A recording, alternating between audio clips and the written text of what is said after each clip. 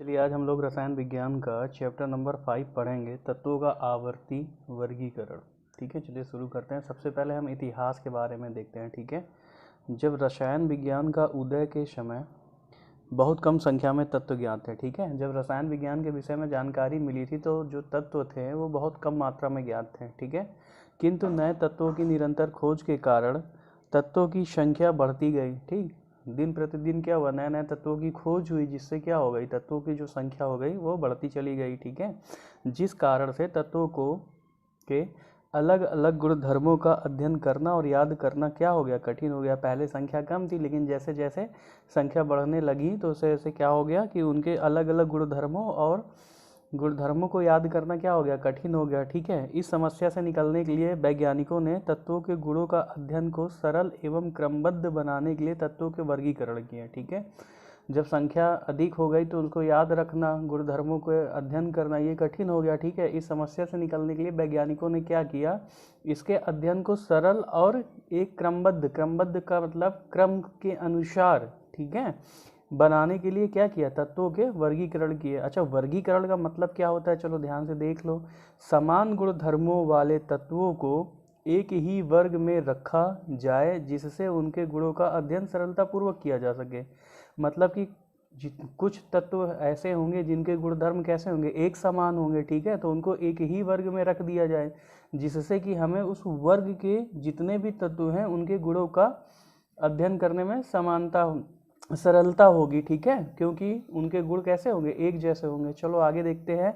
अब तक कुल 118 तत्वों की खोज हो चुकी है। प्रेजेंट टाइम में कितने एलिमेंट्स हैं, कितने तत्व हैं, 118 तत्व हैं। ठीक है, जिसमें से 92 तत्व प्रकृति में मुक्त अवस्था या संयुक्त अवस्था में पाए जाते हैं। 92 तत्व कैसे पाए जाते हैं, हमें प्रकृति में पाए जाते हैं। ठीक है, या तो मुक्त अवस्था में है या संयुक्त अवस्था में है, जबकि शेष तत्व कृत्रिम विधियों द्वारा बनाए गए हैं। ठीक है, 92 के अतिरिक्त जितने भी तत्व हैं वो सब प्रयोगशालाओं में कृत्रिम विधियों के द्वारा बनाए गए हैं। ठीक है, आगे देखते हैं तत्वों के वर्गीकरण के आरंभिक प्रयास। सबसे पहले वर्गीकरण किस तरीके से किया गया, देखिए इसमें पहला पॉइंट है आपका धातु और अधातु में विभाजन। चलिए इसको ध्यान से देखते हैं। देखिए सबसे पहले आता है आपका बर्जीलियस नाम के वैज्ञानिक है। ठीक है, इन्होंने क्या किया, चलिए ध्यान से देखिए। सर्वप्रथम बर्जीलियस ने तत्वों को धातु एवं अधातु में वर्गीकृत किया। जितने भी तत्व थे उसको बर्जीलियस ने क्या किया, धातु और अधातु में, किसमें, धातु और अधातु में विभाजित करके बताया। ठीक है, लेकिन यह वर्गीकरण पूर्णतः सफल नहीं हुआ। क्यों नहीं सफल हुआ, क्योंकि आपको पता है कुछ तत्व ऐसे होते हैं जो धातु होती है लेकिन उनमें अधातुओं के गुण होते हैं, आप पिछले चैप्टर में पढ़ चुके हैं। और कुछ अधातुएं ऐसी होती हैं जिनमें धातुओं के गुण होते हैं, और कुछ तत्व ऐसे भी हैं जिसमें धातु और अधातु दोनों के गुण होते हैं। ठीक है, चलो आगे देखते हैं। क्योंकि कुछ तत्व ऐसे हैं जो अधातु होते हुए भी धातु के गुण रखते हैं तथा कुछ धातु होते हुए भी अधातु के गुण रखते हैं। ठीक, तथा कुछ ऐसे तत्व भी हैं जो धातु अधातु दोनों के गुण रखते हैं, जिन्हें क्या कहते हैं, उपधातु के नाम से जानते हैं। ठीक है, चलिए इसके एग्जाम्पल देख लेते हैं। देखिए जैसे आयोडीन और ग्रेफाइड, ये क्या है, आयोडीन और ग्रेफाइड आपकी अधातुएं हैं। ठीक है, और अधातुओं में क्या होता है, अधातुओं में चमक नहीं पाई जाती है। क्या नहीं पाई जाती, चमक।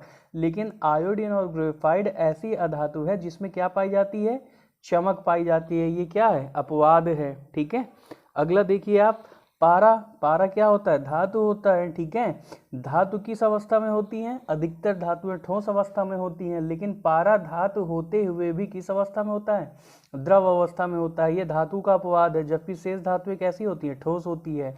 अगला देखिए, जैसे आपका ये हाइड्रोजन और ग्रेफाइड क्या है, दोनों अधातु हैं। ठीक है, लेकिन अधातुएं क्या होती हैं, विद्युत की कुचालक होती है, यानी विद्युत इसमें रन नहीं कर सकता, विद्युत प्रवाहित नहीं हो सकती। लेकिन हाइड्रोजन और ग्रेफाइड ऐसी अधातु है जो विद्युत के सुचालक है, तो ये आपका अपवाद हो गया। उसके बाद आपका आर्सेनिक और एंटीमनी आता है, ये क्या है, उपधातु हैं। इसमें क्या होता है, धातु एवं अधातु दोनों के गुण पाए जाते हैं। तो बर्जीलियस ने जो आपका धातु और अधातु में विभाजन बताया था उसमें ये पूरा वर्गीकरण पूर्णतः सफल नहीं हो पाया था। ठीक है, इसके आगे हम देखते हैं। दूसरे आपके वैज्ञानिक आते हैं प्राउट, इसको कहते हैं प्राउट की परिकल्पना। इन्होंने सोचा था कुछ, ठीक है, इन्होंने कल्पना की थी, उसके बारे में देखते हैं। डाल्टन ने परमाणु सिद्धांत दिया हुआ था, आप सबको पता है डाल्टन का परमाणु सिद्धांत, क्लास 9th में भी आप लोगों ने पढ़ा है। डाल्टन द्वारा प्रतिपादित परमाणु सिद्धांत के आधार पर एक परिकल्पना प्रस्तुत की, जिसके अनुसार प्राउट ने क्या कहा कि सभी जो तत्व हैं वो हाइड्रोजन परमाणु से मिलकर बने हैं। किससे बने हैं? हाइड्रोजन परमाणु से। ये किसने कहा? ये प्राउट ने कहा है। क्या कहा है? सभी तत्व जो हैं हाइड्रोजन परमाणु से मिलकर बने हैं, ठीक है। आगे क्या कहते हैं? तथा तत्वों के परमाणु द्रव्यमान एक दूसरे से संबंधित है। ठीक, क्या कहते हैं? हाइड्रोजन परमाणु से सभी तत्व बने हैं और परमाणु द्रव्यमान क्या है? एक दूसरे से संबंधित है, ठीक है। आगे देखिए, चूंकि तत्व का जो परमाणु द्रव्यमान होता है वो रासायनिक अभिक्रिया में क्या रहता है? अपरिवर्तित रहता है। आप लोगों ने पढ़ा है द्रव्यमान संरक्षण के नियम में, ठीक है, कि जो तत्व का परमाणु होता है वो द्रव्यमान जो होता है वो रासायनिक अभिक्रिया में क्या होता है? अपरिवर्तित रहता है। इसलिए परमाणु द्रव्यमान को तत्व का मौलिक गुणधर्म निर्धारित किया।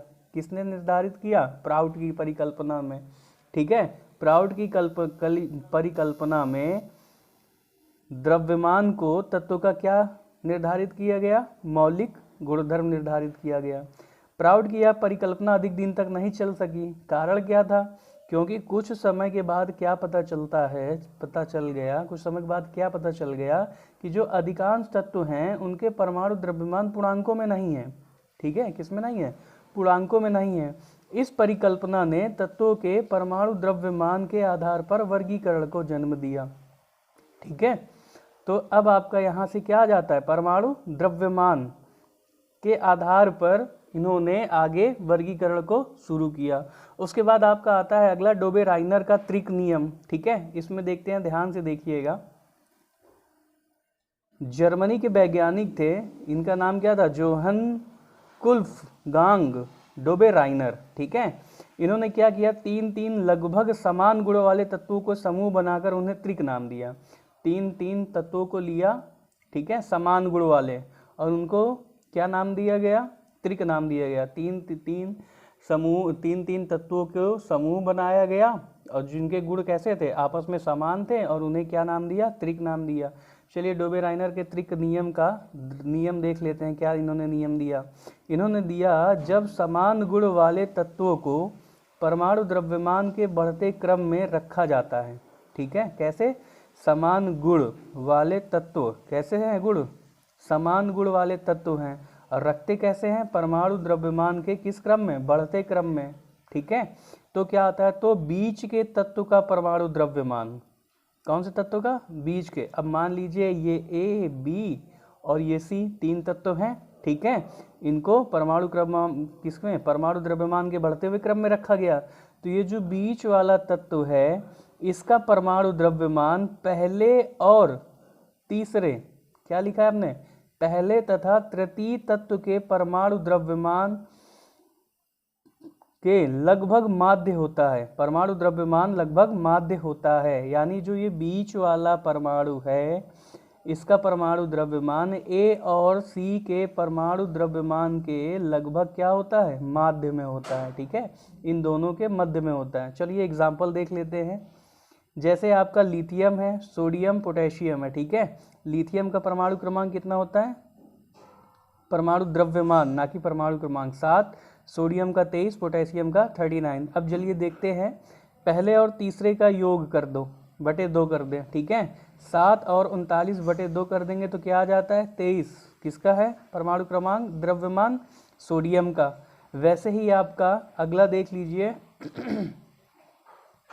Chlorine, bromine, iodine. क्लोरीन का क्या आता है? 35.5 है, ब्रोमीन का 80, आयोडीन का 127, ठीक है। तो पहले और तीसरे को अगर हम जोड़ के माध्य निकालेंगे तो लगभग क्या आता है? 81.25 आता है, ठीक है। ऐसे ही आपके बाकी एग्जाम्पल्स हैं। अब देखिए हमने यहाँ पर क्या लिखा है, फिर से देख लीजिए। बीच के तत्व का परमाणु द्रव्यमान, ठीक है। ये जो बीच में तत्व है इसका जो परमाणु द्रव्यमान होगा वो पहले और तीसरे तत्व के परमाणु द्रव्यमानों के लगभग क्या होता है? माध्य होता है। या तो माध्य में ही होगा या तो लगभग में होगा, ठीक है। आगे देखिए एक लाइन और, इनका नियम डोबे राइनर का भी त्रिक नियम ज़्यादा दिन तक नहीं चल पाया। कारण क्या था, देखिए कारण क्या है, सभी तत्वों के ऐसे त्रिक नहीं बनाए जा सके। ठीक है, जितने भी तत्व थे सभी तत्वों के ऐसे त्रिक नहीं बन सके, कुछ ही तत्वों के ऐसे त्रिक बनाए जा सके, इसलिए डोबे राइनर का त्रिक सिद्धांत भी क्या नहीं हो पाया, सफल नहीं हो सका। ठीक है,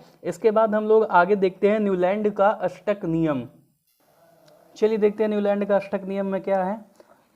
अंग्रेज के वैज्ञानिक यानी अंग्रेजी वैज्ञानिक इंग्लैंड के थे, ठीक है, जॉन न्यूलैंड नाम था इनका। इन्होंने क्या किया, तत्वों को वर्गीकृत किया तथा अष्टक नियम का प्रतिपादन किया। अब जो इन्होंने अष्टक का नियम दिया था, इस नियम के अनुसार क्या था, यदि तत्वों को उनके बढ़ते हुए परमाणु द्रव्यमान के क्रम में रखा जाए। किस क्रम में रखना है, बढ़ते हुए क्रम में किसको रखना है, परमाणु द्रव्यमान को। ध्यान से देखिएगा, नियम पेपर में आ सकता है। ठीक है, न्यूलैंड का अष्टक नियम क्या है, बढ़ते हुए परमाणु द्रव्यमान के क्रम में किसको रखा जाए, तत्वों को रखा जाए। तो प्रत्येक तत्व, ठीक है, प्रत्येक तत्व अपने 8वें तत्व के समान गुण वाला होगा। ठीक है, जहां से भी आप पहला तत्व उठाएंगे उसका 8वां तत्व जो होगा वो पहले तत्व के समान ही गुण रखता होगा। ठीक है, जो आपका पहला तत्व होगा उसके 8वें तत्व के गुण, पहले के और 8वें तत्व के गुण क्या होंगे, आपस में समान होंगे। चलिए देखते हैं किस प्रकार। जिस प्रकार संगीत में 8वां स्वर प्रथम स्वर के समान होता है। ठीक है, जैसे संगीत में क्या होता है, सा रे गा मा पा ध नी 7 तक होता है, 8वां स्वर फिर से क्या आ जाएगा, सा, तो पहला और 8वां समान हुआ।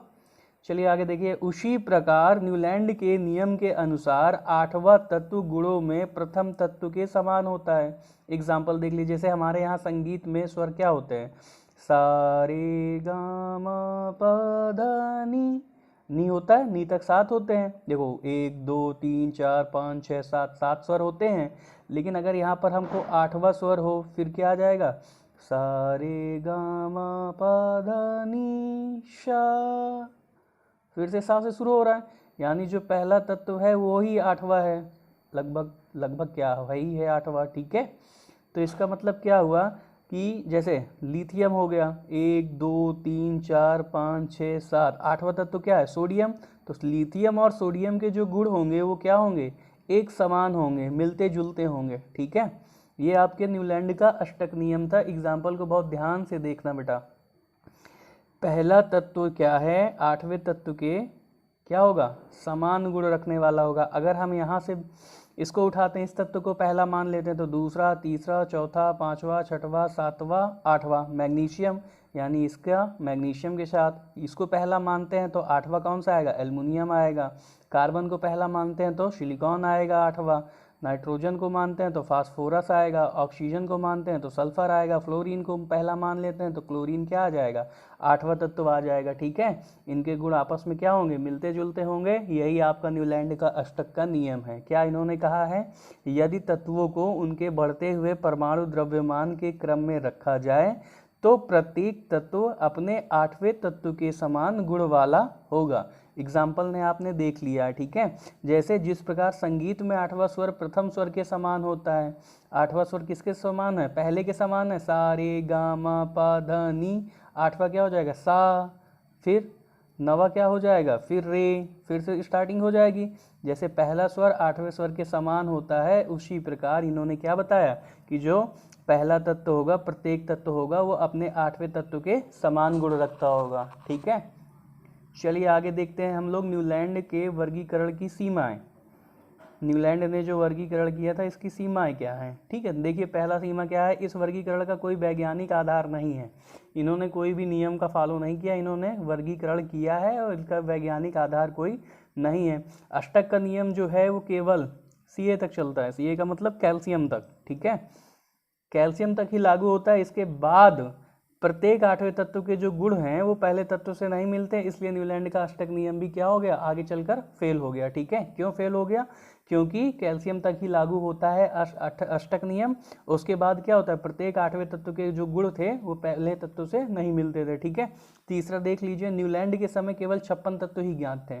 जब न्यूलैंड ने ये अष्टक नियम दिया उस समय कितने तत्व ज्ञात थे, सिर्फ 56 ज्ञात थे। ठीक है, उसके बाद अनेक नए तत्व पाए गए जिनके गुण अष्टक सिद्धांत से नहीं मिलते हैं। ठीक है, आगे देखिए 2 पॉइंट्स और आपके बचे हैं।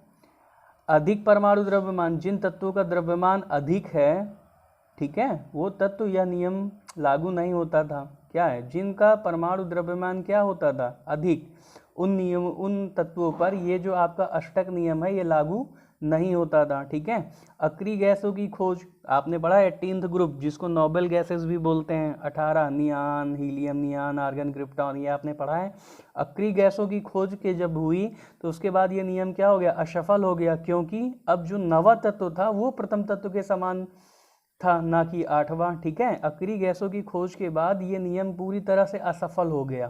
कारण क्या था कि जब पहला तत्व था वो क्या होता था, 8वें के समान गुण रखता था। ठीक है, लेकिन जब आपके अक्रिय गैसों की खोज हो गई तो उसके बाद जो पहला तत्व था वो किसके समान गुण रखता था, 9वें तत्व के समान गुण रखता था। ठीक है, वही पॉइंट हम लोगों ने लिखा है, अक्रिय गैसों की खोज के पश्चात यह नियम क्या हो गया, असफल हो गया, क्योंकि अब नवा तत्व प्रथम तत्व के समान था, ना कि 8वां। यहीं से आज का हम वीडियो समाप्त करते हैं। अगर आपको वीडियो पसंद आया हो तो वीडियो को लाइक करें और चैनल को सब्सक्राइब करें।